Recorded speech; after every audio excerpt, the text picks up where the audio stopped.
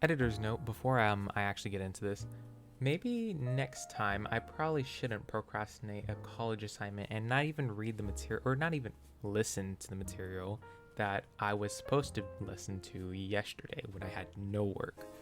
Anyways, let's get into this. Experiences are the one thing in life no one can steal from you. As morbid as it may seem, human beings are breakable, and as such, we have learned to control our environments around us as best to suit our needs. In a perfect world, humanity would never suffer and we would all live happy, healthy lives. Whether you are religious or not, it doesn't matter, because in the long scheme of things, everyone wants to live happy lives and will usually fight for that happy life. Whether it be working, applying yourself for something better, or even taking each day with what it gives you. But the lifelong thought is, what do I do when I've done all that? I've worked for where I am, and work you did. Your family is satisfied because you take care of business. Your friends start visiting less and less due to their lives being filled and complicated as well. But that's to be expected as lives go on. When suddenly people around you seem to talk differently to you, and you remember a doctor's visit, but nothing of what they said. Must have been nothing important, you think to yourself. You can tell those around you have definitely gotten more and more concerned, but you still seem to go about your business happily at that, blissfully ignorant of your own state of mind. Through all this, you still hold on to those golden days, but slowly as things do, those days are ripped apart from you as well. According to the Australian Institute of Health and Welfare, dementia affects 1 in 10 people over the age of 65 and is currently incurable. As humanity progressed, it became more apparent that with good must come bad, and I feel that dementia is a bitter form of illness coming back to say, "You escaped me the first time, old friend, and it led you right back here, to me." This is where the story of the caretaker comes in. Judging with that name alone, he is important to some people, or someone. The nickname is given to someone who has done good for society and cared for someone. One could go on and analyze the creator's nickname choice, however, none of the caretaker's past means anything to us. The creator, Leland James Kirby, believed that Alzheimer's, although being a touchy subject for most in the common era, needs to be discussed and made aware. No actual info is given as to what Kirby had to brainstorm to actually come up with an entirety of the divisive masterpiece, that piece being Everywhere at the End of Time. The album was made over a span of 3 years, with Stage 1 releasing September 2016 and the final stage, Stage 6, having dropped March 14, 2019. Leland James Kirby, aka The Caretaker, made this album as a way to describe the indescribable. Everywhere at the End of Time is an album made to simulate the adverse and terrifying effects the human mind goes through whilst experiencing dementia. It is, as some would put it, art should comfort the disturbed and disturb the comfortable. That quote was made by Cesare Cruz. I feel that his work should also be looked at. It's pretty good. But to stray back to the main topic, this line could not be any less than true when it comes to the masterpiece that Kirby has created. From the artwork to the tracks and stages themselves, there's just a feeling of despair that comes to them. Everything that you look at in the album is just hard to grasp, and some things won't make sense at first, but after you start to understand and see where Kirby is coming from, you can see what he was trying to convey. In my 16 years of living, honestly, nothing in my life has given me such anxiety and bliss while listening to anything, actually, but I feel that Everywhere at the End of Time does an amazing job at capturing what quite literally is unexplainable.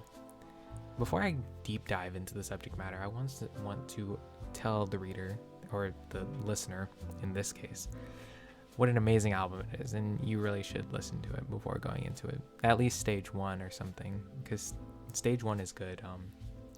Maybe not the whole thing, if your mental state isn't that great, but yeah, I digress. To start off, the artwork. The artwork is... It's there. It's very hard to explain, and I'll have to actually be looking at these while I explain them to you. And I think that's a fair assessment that coincides with almost all art, to be honest. When it comes down to it, not many things are really self-explanatory in art. And the only things that really are like self-portraits and such. Other than that, everything else is pretty non-linear. It can be explained through many different eyes and many different handles of the actual art piece itself.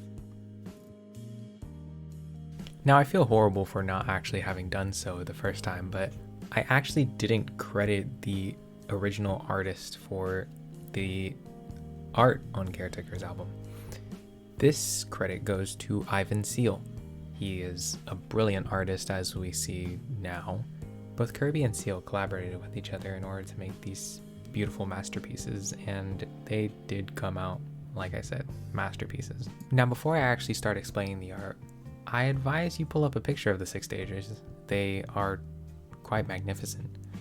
To further demonstrate my point across, best said from the words of Seon on Medium.com, Everywhere at the End of Time isn't an album as much as it is an art project. Stage 1 shows a picture of what seems like a rolled up magazine that is blank, but you can tell it is being used. I believe there is nothing wrong with this image for the sole purpose of showing that stage 1 of dementia is just odd. You're sort of in a weird place with your brain. You're trying to understand why people are concerned and why things are the way they are right now, but you can't really wrap your head around it. There's nothing for reference or anything in life that could prepare you for this situation. Stage 2 is a vase of flowers that have started to deteriorate. This begins to show you that even simple things such as a pot of flowers seem to start to be lost in your own mind. The deterioration of this image is a balance of purpose yet loss. You know that things will be okay in your own head, but will they? That's the conflicting nature of your own mind at this point. Stage 3 is definitely much more difficult. I still haven't really come up with an exact interpretation of what it was. If I look at it really hard, it almost looks like a green screen version of the vase, if we're gonna joke about it, but in a real sense, I believe it's almost like vines, but blurred and feels a lot harder to understand by just looks alone. I can't really explain it, honestly. Stage 4 is some sort of boot with a face in it. I believe that is a way to show the sheer chaos from what is happening within the music and show that things are not actually very safe in any sort of aspect in one's own mental health at this point. Personally, the face reminds me of the artist who for 6 years was battling with dementia and drew a self-portrait where you can see the deterioration of the mind coming on. You could actually see it. I'll pull it up here. Stage 5 is a staircase, along with some shape that fits the staircase, but not completely. I feel that it's almost like this part of your brain is the puzzle piece and it's trying to connect you, but it can't go up anymore. There's nowhere to go. Stage 6, the loneliest stage. The stage with just a blank canvas. There's nothing to really explain here. You can understand it. Now again, obviously, most art is subjective, so you can take this how you will, but this is just how these pieces made me feel and how they stood out to me. And now on to the most important part of this entire project itself, or video, however you're watching this. Stage 1 is a set of oldies, masterfully produced by the caretaker himself. There are no vocals, and the songs do not come off as half bad for even studying purposes. They slowly begin to become sadder as time went on, but I believe that it's more of oneself knowing things will get worse, rather than things actually getting worse. Stage 2 is those oldies, but something happened. You feel something different, with every hair on your body starting to raise as the sharp, painful, decayed vinyl sounds begin to encompass your entire body. The sound is that of a snake that has decided that your neck is its new resting place, as it slowly constricts your breath, becoming uncomfortable but not unbearable. It starts to ache, but it's nothing that you cannot handle. You've done worse. Stage 3 is what most would call the calm before the storm. Symphonies often have this sharp chord that is used right before the chaos begins. That is exactly what Stage 3 is. It is an extended look at what pain will soon set in and fear that will be caused by this. Although it does not have a Dürfen effect on some, Seon claims that from his perspective that he grew accustomed to the grains and nothingness of the memory. Stage 4 is where that storm sets in. Kirby made it this way on purpose, as is told to us by the names of the track in the album. Best called out by Max Pearl and Resident Advisor. Quote, "There are 3 20-minute tracks called Post-Awareness Confusion, interrupted by a temporary bliss state, which starkly contrasts the other parts in a coherently lush traverse of ambient crackle and glittering melody." End quote. The names alone will tell you what you are getting into and the extent of despair you will be facing in the tracks themselves. I like to think of the temporary bliss state as the eye of the tornado simply passing through to you, as a little reminder that there is still good to exist, yet there will only be worse to come for you.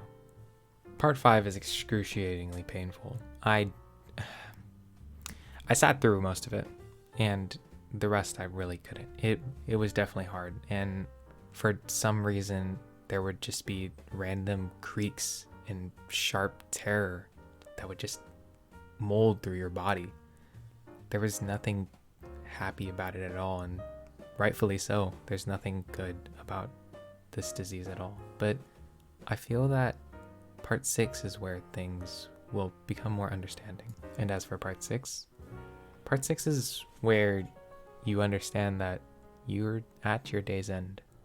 You've come to the final resting point where people don't come back from. This is your end point. This is death. And your final moments are bliss. There's nothing bad about it. Things will forever be how they were, and your experiences were ripped away from you.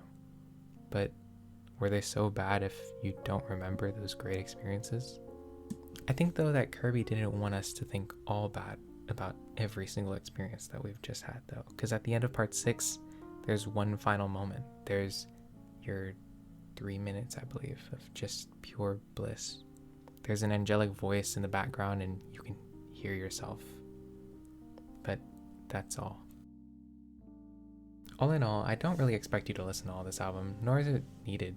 I only ask you maybe listen to stage 1 while you're reading this. It's completely free on YouTube and is amazing to listen to. I feel that this album impacted me a bit harder than some, due to my grandfather suffering from the disease itself, and knowing some of the feelings he must be going through. Dementia in its current state is not curable. I believe that this album encapsulates all that it wants to. From the emotional pressure, the music, and the artwork, all can be translated to sadness and despair. After all, Kirby himself is called everywhere at the end of time, last 3 stages, an attempt at making listenable chaos. This has been Lilac. Thank you for watching.